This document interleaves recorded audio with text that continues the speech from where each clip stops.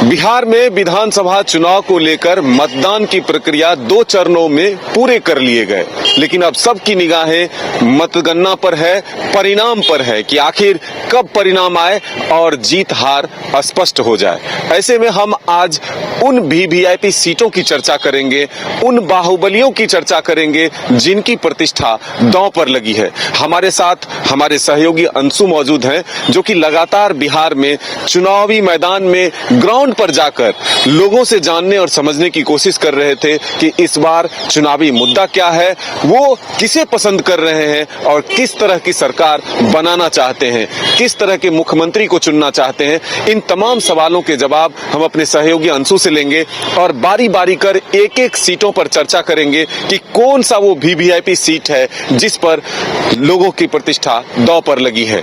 कौन सी सीट है जिसकी चर्चा हम सबसे पहले करें अंशु? पहले मदन जी हम लोग करते हैं वीवीआईपी सीट की चर्चा करते हैं, फिर बाहुबली पर आते हैं। वीवीआईपी सीट में आप अगर नीतीश कुमार के बाद अगर सरकार के रूप में आप देखेंगे या सरकारी तंत्र के रूप में देखेंगे तो सम्राट चौधरी जो तारापुर से लड़ रहे हैं, सम्राट चौधरी तारापुर से लड़ रहे हैं। देखिए ये सीट जो है एक तरह से ये कह सकते हैं जो इस सीट पर कई चीजें आपको देखने को मिला भी होगा, जिसका कि हम जिक्र करेंगे।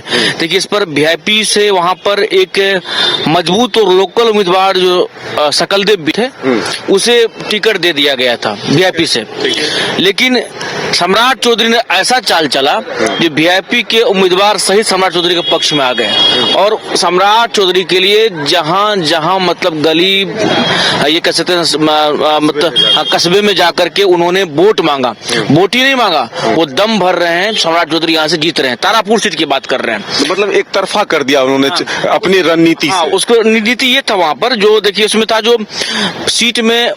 सीट का जो मतलब वितरण था उसमें लेट लगा, मतलब टाइम लगा उसमें, और महागठबंधन में कुछ अधिक टाइम लग गया। इसके चलते जो है तारापुर सीट दे दिया कि वीआईपी खाते में पहले नॉमिनेशन भी दर्ज हो गया, बाद में वहां पर दे दिया आरजेडी के, ठीक है, अरुण शाह को टिकट। तो जो इनके वीआईपी उम्मीदवार थे वो बागी हो गए, उन्होंने कहा ये तो मेरे साथ छल हुआ है। सम्राट चौधरी ने इस मौके का फायदा उठाया और उनको अपने पाले में ले लिया। पाले में ही नहीं लिया, उन्होंने पूरी तरह से टर्न अप कर दिया सम्राट चौधरी की तरफ और उनके लिए प्रचार भी किया। और वहां पर तारापुर सीट में जो लड़ाई फाइट देखने को मिल रहा था, क्योंकि ये कहा जा रहा था जो वहां पर जो है मल्लाह का वोट की संख्या भी अधिक है और मल्लाह के वोटर को वीआईपी सीट देने जा मतलब टिकट देने जा रही है, तो सम्राट चौधरी की लड़ाई आसान नहीं होगी, टफ होगा, लेकिन लड़ाई बिल्कुल मदन पूरी तरह से आसान हो गया। और सम्राट चौधरी के बारे में ये कहा जा रहा है जब से सकलदेव बिंद ने उनके लिए प्रचार प्रसार किया, उनके लिए सब कुछ किया, तो आज वो सीट जो है एक तरह से सम्राट चौधरी के पाले में जाते हुए दिखाई दे रही है। चुनाव की रणनीति ने चुनाव को आसान कर दिया सम्राट चौधरी के लिए। दूसरे उप मुख्यमंत्री की चर्चा करेंगे हाँ, इसके बारे में किस तरह की हम लोग चर्चा करेंगे। लेकिन विजय सिन्हा का वीडियो भी इधर आपने देखा होगा, अजय सिंह एमएलसी हैं आरजेडी के, उससे कैसे तुतु में हो जाती है, दोनों भूमिहार ही हैं, ठीक है। और अजय सिंह कहते हैं आपको हम हरा रहे हैं, यहाँ से जमानत जब्त करवा रहे हैं, लेकिन अशोक धाम वहाँ पर एक प्रचित महादेव मंदिर है, मतलब भगवान शंकर का मंदिर वहां पर है।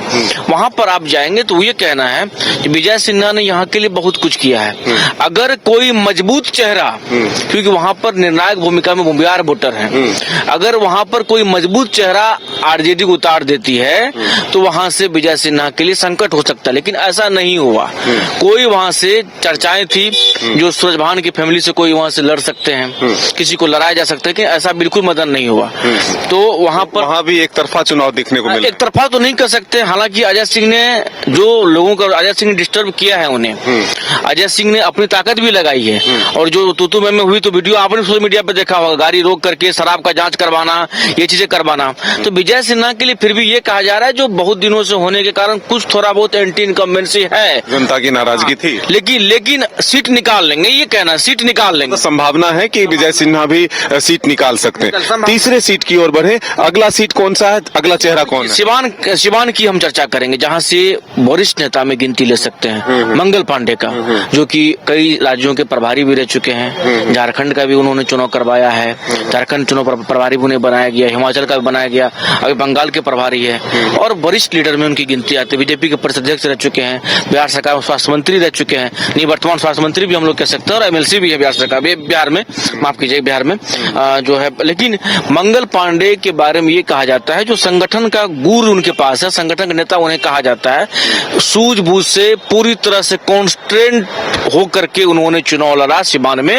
और सिवान के लोगों से अगर आप फीडबैक लेंगे, वहां की लोगों से जानेंगे, तो अवध बिहारी चौधरी वहां से जो है आरजेडी के प्रत्याशी हैं, जो मतलब एक कह सकते हैं निवर्तमान एमएलए भी हैं, विधानसभा के अध्यक्ष भी रहे हैं। लेकिन मंगल पांडे वहां से चुनाव, मंगल पांडे के बारे में जानकारी ये प्राप्त हो रही है, जो मंगल पांडे को वहां पर सभी लोगों ने अपनाया है। अपनाने के पीछे की वजह ये भी है, जो वो वहां के लोकल भी हैं, सिवान के रहने वाले हैं और सिवान से प्रत्याशी भी बनाया गया उन्हें, तो सिवान से वो कहीं न कहीं जीतते हुए नजर आ रहे हैं। या फिर यूं कह लें, जो सिवान से में लोगों का जो फीडबैक है वो यह कहा जा रहा है, जो मंगल पांडे वहां से आपको चुनाव। ठीक है, अगला सीट की चर्चा करें हम। अगला सीट कौन सा? तारकिशोर प्रसाद, क्योंकि जब 20 में आप भी पूर्व डिप्टी सीएम रहे हैं, तो उन्हें भी हम लोग चर्चा कर सकते हैं, क्योंकि तारकिशोर प्रसाद के बारे में ये कहा जा रहा है, जो तारकिशोर प्रसाद जो है डिप्टी सीएम, पूर्व डिप्टी सीएम रहे हैं और बीजेपी के टिकट पे वो लगातार 4 बार वो एमएलए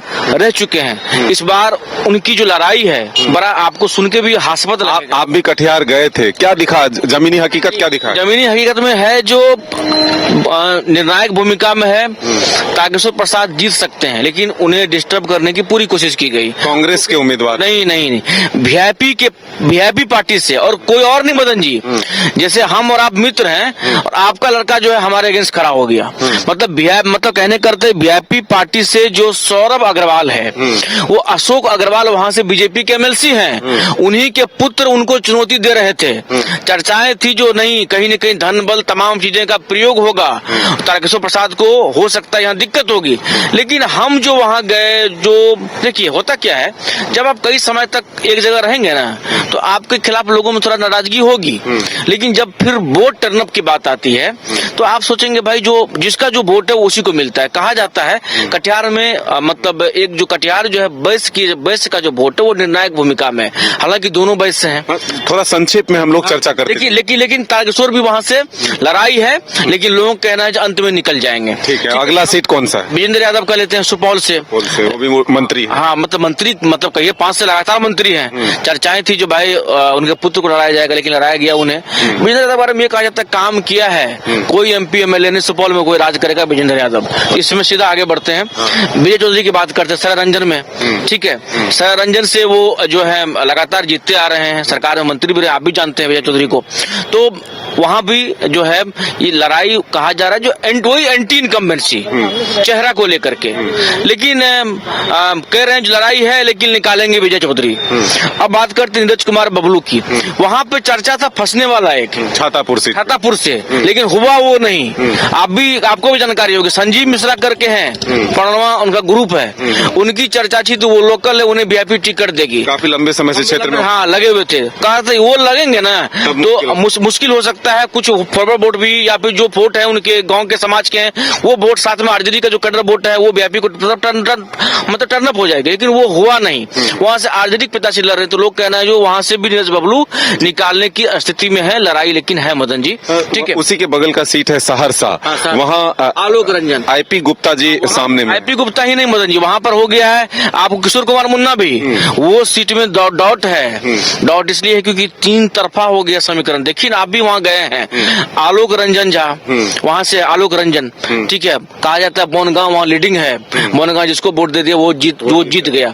लेकिन किशोर कुमार मुन्ना को भी वहाँ समर्थन मिला है, किशोर कुमार मुन्ना को भी वहाँ अपार त्रिकोणीय समीकरण बना है। आईपी गुप्ता वहाँ आ गए, तो उसके बारे में थोड़ा देर धैर्य रखिए, कल का इंतजार कीजिए। सहरसा में कुछ भी हो सकता है, कुछ भी हो सकता है, क्योंकि तीनों फाइट कर रहे हैं ना, तीनों का वोट वहाँ पर है।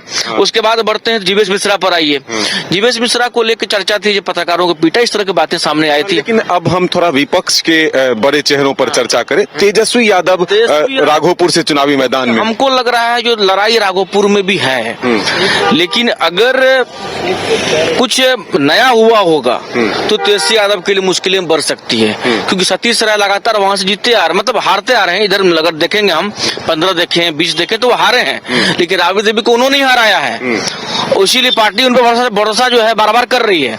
लेकिन अब कुछ जानकारी जो मेरे पास है, जो फीडबैक है, उसमें ये लग रहा है जो तेजस्वी यादव को भी मुश्किलों का सामना वहां करना पड़ सकता है, लेकिन कुछ कहना अभी मदन जी जल्दबाजी होगा। महुआ से बात करें, तेज प्रताप यादव भी सामने, तेज प्रताप वहां से रह भी चुके हैं, उन्होंने अस्पताल भी वहां पर दिया है, और जो मुकेश रोशन एमएलए है उनके खिलाफ भी वहां पर एंटी इनकम्बेंसी देखने को मिली थी, और संजय सिंह वहां से एलजेपी के प्रत्याशी हैं, तो देखिए वहां भी त्रिकोणीय मुकाबला है। लेकिन लोग फिर भी कह रहे हैं जो तेज प्रताप पर महुआ भरोसा कर सकता है। सबसे हॉट सीट इस विधानसभा चुनाव में मोकामा बना है। मोकामा की चर्चा करते हैं, दोनों तरफ जश्न की भी तैयारियां हैं। आखिर आप क्या देख रहे हैं, मोकामा में क्या होने वाला? हम गए भी थे मोकामा में मदन जी, चुनाव ठीक है, सब प्रचार प्रसार सब कुछ चल रहा था, ठीक है, और प्रचार प्रसार में वहां पर क्या हुआ, जो दुलालचंद यादव हत्याकांड जो हो गया, वो मोकामा को पूरे देश में मतलब सबसे चर्चित सीट बना दिया, ठीक है। वहां पर क्या हुआ, जो दुलालचंद यादव के हत्या के बाद प्रेशर ये बनने लगा, जो सरकार की मिली भगत है, आरोप लोग लगाए जाने लगा, मतलब आरोप भी लोग लगाने लगे, अनंत सिंह को अरेस्ट कर लिया गया। लेकिन एक वाकया और हुआ, जो मतलब सब यात्रा होती है उसमें गाली गलौज हुई, आप भी देखे होंगे वीडियो, तो वहां भी लड़ाई बहुत टफ है। आप सूरजभान सिंह को भी हल्के में नहीं ले सकते हैं, अनंत सिंह को भी हल्के में नहीं ले सकते हैं। लेकिन जो ग्राफ उठा के देखिएगा 2005 से, तो लगातार जीतते हुए आ रहे हैं अनंत सिंह। 2000 में जीते थे सूरजभान वहां से। तो अभी इंतजार करिए मोकामा सीटों पर, और अभी भी आप देख के आए हैं, हम लोग देख के आए हैं, दोनों जगह जश्न की तैयारी हो रही है। कोई लेसी सिंह भी मंत्री हैं, वो भी चुनावी मैदान में है, वहां भी जेडीयू से बागी होकर के आरजेडी से उम्मीदवार बने हैं संतोष कुशवाहा, वहां भी काफी दिलचस्प मुकाबला। देखिए मदन जी, आप तो वहां पर रह के आए और हमारा भी उधर ही उस एरिया से हम लोग आते हैं। लेसी सिंह सिर्फ आप एक जाति में उनको नहीं बांध सकते हैं, उनका मतलब संथाल तक में भी वोट है, जो निम्न तबके के कास्ट है ना, मतलब कि जो अति पिछड़ा हो, अत्यंत पिछड़ा हो, या फिर जो ऐसे लोग जो वंचित हैं विकास से, उन तक भी वो जाती हैं, मिलती हैं। तो लेसी सिंह के बारे में आप ये नहीं कह सकते जो कोई आएगा हरा के निकल जाएगा। लेसी सिंह का अपना एक वहां पर जो है छवि है। लेकिन आप दूसरी तरफ ये भी देखिए, प्रत्याशी बदल दिया गया है। संतोष प्रदेश अध्यक्ष राजेश राम भी चुनावी मैदान में है। राजेश राम को लेकर कुटुंबा से पब्लिक रिएक्शन भी हम लोग के पास आया था, हम लोगों ने किया भी था। तो राजेश राम को लेकर के लोगों में अभी भी सॉफ्ट कॉर्नर है वहां पे। तो राजेश राम अच्छे स्वभाव के हैं, मेरे अनुसार हैं, उन्हीं को हम लोग जिताएंगे, ऐसा कहना है वहां पर लोगों का। लेकिन कल का क्या होगा इंतजार कर लीजिए। हाँ, तो मिला जुला कर ये हम कह सकते हैं कि कई जो महत्वपूर्ण सीट हैं, वीवीआईपी सीट हैं, जो चेहरे हैं, उस पर हम लोग एक समीक्षा कर रहे थे, चर्चा कर रहे थे कि चुनावी मैदान में जब हम लोग चुनाव प्रचार के दौरान पहुंचे थे, तब लोगों का क्या आकलन था और उम्मीदें क्या है, परिणाम क्या हो सकता है। हालांकि फाइनल रिजल्ट कल सभी को सामने मिल जाएगा, और कौन जीता कौन हारा इसकी सूची भी हम लोगों के सामने होगा, नाम भी हम लोगों के सामने होगा। फिलहाल अभी हमें इतना ही इजाजत। हमारे सहयोगी विकास के साथ मदन सिंह, न्यूज 22 पटना।